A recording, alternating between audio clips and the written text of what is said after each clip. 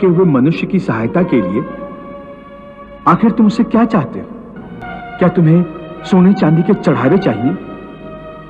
क्या तुम अपने भक्तों से स्वादिष्ट और पंच पकवान चाहते हो? मैं मनुष्य से एक श्रद्धा के अतिरिक्त कुछ नहीं चाहता, कुछ नहीं मांगता। वो मेरे प्रति बड़े बड़े चढ़ावे न चढ़ाए। सोना, चांदी, घी, चंदन और पकवान के चढ़ावे मुझे नहीं चाहिए। श्रद्धा और भक्ति भाव से एक फल, एक फूल, फूल की एक पत्ती, जल का एक कतरा या चावल का आधा दाना ही सही, मैं उसको भी भक्त की श्रद्धा से कहीं अधिक श्रद्धा से स्वीकार कर लेता हूं। मधुसूदन, तुम कहते हो कि मनुष्य अपनी अंतिम सांस तक भी माया मोह में पड़ा रहता है, तो इसी कारण जन्म के चक्र में फंस जाता है। परंतु तुम्ही ने इस माया में सृष्टि की रचना करके और दूसरी ओर मनुष्य को चंचल मन प्रदान करके दोनों को एक दूसरे में उलझा दिया है। पग पग पर मनुष्य के बहकने के लिए अनगिनत आकर्षण पैदा किए हैं। मनुष्य इसके जाल में उलझा रहता है। और क्षमा करना, तुम्हें जाल बिछाकर किसी शिकारी या बहेलिए की भांति जाल में फंसे मनुष्य के हाथ पैर मारने, उसके छटपटाने का तमाशा देखते रहते हो। नहीं अर्जुन, मैं तमाशा नहीं देखता, बल्कि अपनी माया की लीला देखता हूं। फिर भी केवल निहारते ही रहते हो ना, सहायता तो नहीं करते कि बेचारा प्राणी इधर उधर भटक रहा है, रास्ता भूल पड़ा है। तुम्हारे मन में बेचारे मनुष्य की सहायता करने का विचार कभी नहीं आता कि आगे बढ़कर उसका हाथ थाम लूं, उससे सच्चा रास्ता दिखाऊं? बिल्कुल आता है, और मैं मनुष्य की सहायता भी करता हूं। परंतु कब कब करते हो तुम उसकी सहायता? मैं तो देख रहा हूं कि तुमने कर्म का विधान बना दिया है, जन्म मरण का चक्र चला दिया है और इस चक्रव्यूह में मनुष्य को फंसा दिया है। ये तो कोई बात नहीं हुई, ये तो कोई सहायता नहीं हुई। मैं सहायता अवश्य करता हूं। अपने भक्त को मैं कभी बेसहारा नहीं छोड़ता, परंतु मनुष्य मेरी ओर देखे सहायता के लिए, मेरी ओर बढ़े तो मैं उसकी सहायता करूं ना। परंतु वो मेरी ओर बढ़ने के बजाय अपने अहंकार में डूबा रहता है, अपने बाहुबल के घमंड में पड़ा रहता है। वो तो इस भ्रम में पड़ा रहता है कि संसार में उससे बढ़कर कोई नहीं है। वो तो केवल अपनी बुद्धि और अपने बल पर ही भरोसा करता है। अपने बाहुबल पर उसे अपने परमात्मा से भी अधिक विश्वास होता है।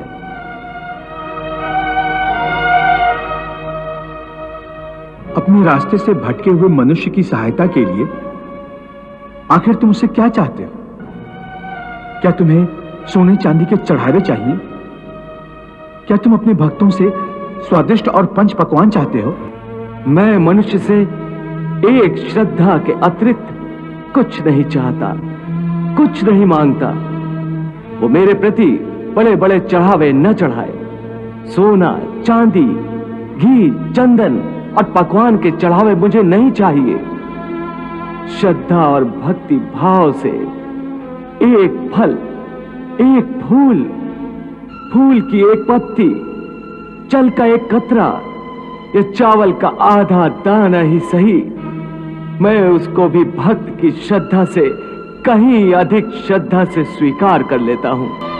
पत्रम पुष्पम फलम तोयम यो मे भक्त्या प्रयच्छति तद अहम भक्ति उपहृतम अश्नामि प्रयतात्मनः। अरे, इतना भी ना हो सके तो श्रद्धा या भक्ति का एक आंसू ही सही, मैं उसे भी कबूल कर लेता हूं। श्रद्धा में डूबे उस एक आंसू में मेरा सारा अस्तित्व सराबोर हो जाता है। भक्ति अथवा पश्चाताप का ये आंसू चाहे लाखों पाप करने के बाद अंतिम क्षण में क्यों न बहाया गया हो, मैं उस अनुपम भेंट को भी स्वीकार कर लेता हूं और मनुष्य के सारे पापों को उस आंसू से धोकर उसे नवजात शिशु की तरह निष्पाप कर देता हूं। उसका कल्याण करता हूं, उसे मुक्ति देता हूं। केवल एक फल, फूल या पत्ते को अर्पण करने पर ही मुक्ति दे देते हो? फिर कर्म विकर्म, पाप पुण्य, धर्म विधान सब यूं ही रह जाते हैं। ये धर्म, ये विधान और उसके सारे सिद्धांत तो चंद्रमा और अनगिनत तारों की भांति होते हैं, जो अधर्म और अज्ञान के अंधकार में झिलमिलाते रहते हैं। परंतु जब भक्ति का सूर्य उदय होता है तो ये सब के सब छुप जाते हैं। अर्थात भक्ति का स्थान इतना ऊंचा है कि धर्म भी उसके सामने तुच्छ हो जाता है। हां, परंतु आसक्ति से रहित भक्ति, जिसके लिए किसी पंडित प्रवचन, किसी पूजा सामग्री की कोई आवश्यकता नहीं। हां, केवल एक शर्त है। वो शर्त क्या है मधुसूदन?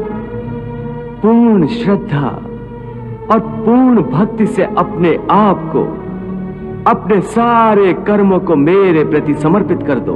बस मैं अपने ऐसे भक्त को सब कुछ भुलाकर उसे मुक्ति दे देता हूं।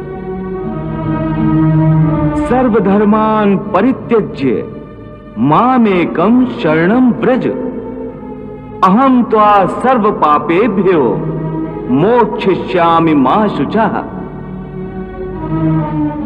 वाह प्रभु, वाह।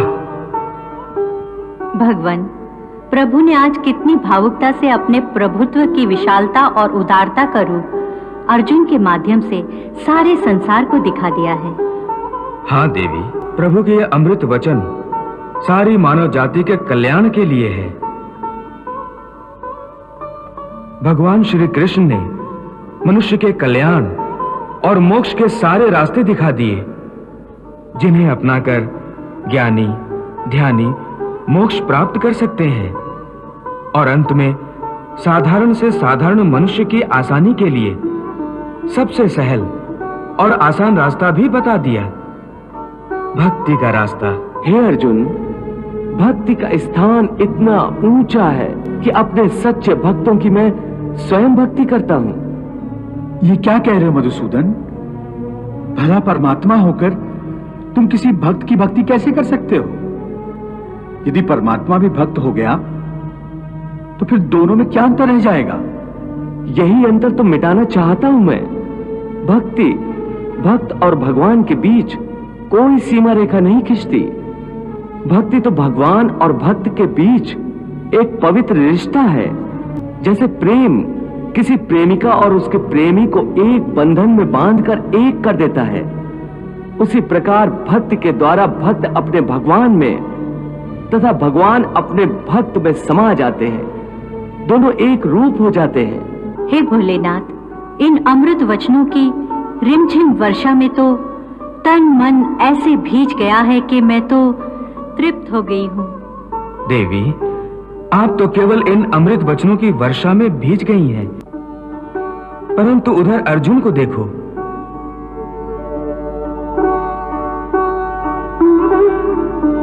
इस अमृत वर्षा में तो उसका पूरा अस्तित्व, उसकी आत्मा तक ऐसे बदल गई है जैसे वर्षा के पश्चात धरती हरा जोड़ा पहनकर दुल्हन बन जाती है।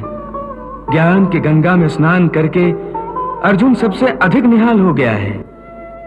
हे भक्त वत्सल, हे भक्तों के भक्त, हे देवताओं के देवता, हे योगेश्वर, हे ब्रह्मांड नायक, आपने मुझ अज्ञानी को, पाप के भागी को अपनी कृपा से जो ब्रह्म ज्ञान प्रदान किया है, मुझे अज्ञान के अंधकार से ज्ञान के प्रकाश में ला खड़ा किया है, उसके लिए मैं आपका आभारी हूं।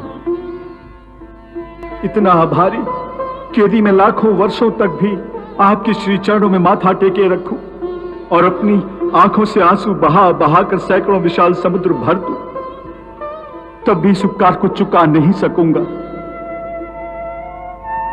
इस परम गोपनीय तथा आध्यात्मिक विद्यादान के लिए आपका कोटि कोटि धन्यवाद।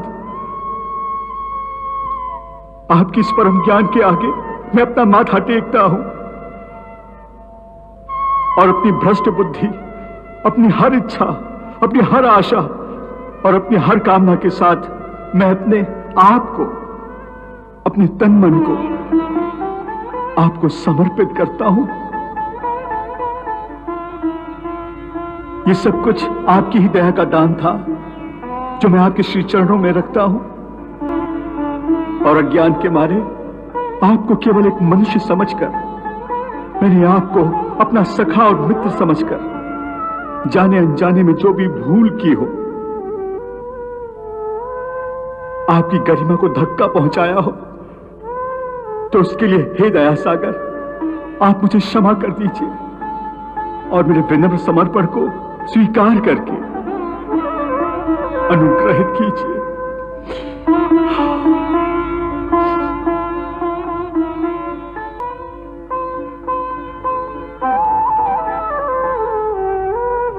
हे अर्जुन, देखो इन आंसुओं को, इन आंसुओं की गंगा में तुमने अपनी हर भूल, हर पाप को धो डाला है। अब तुम निष्पाप हो गए हो।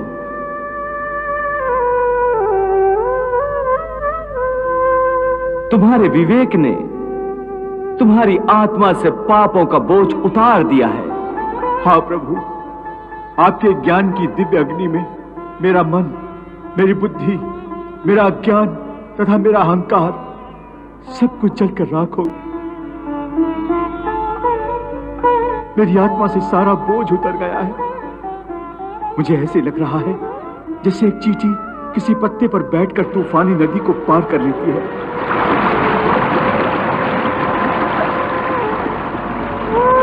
उसी प्रकार मैं आपके करुणा रूपी कमल पत्र पर बैठकर इस विशाल भवसागर के ऊपर तैर रहा हूं।